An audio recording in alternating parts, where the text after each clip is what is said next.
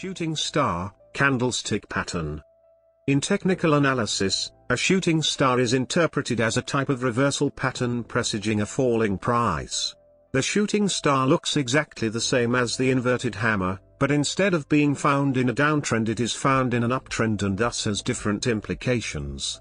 Like the inverted hammer, it is made up of a candle with a small lower body, little or no lower wick, and a long upper wick that is at least 2 times the size of the lower body.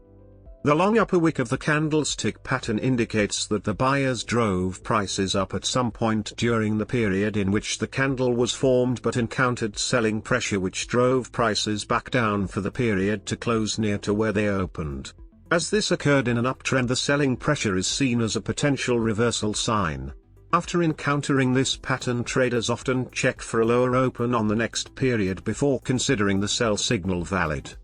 As with the inverted hammer, most traders will see a longer wick as a sign of a greater potential reversal and like to see an increase in volume on the day the shooting star forms.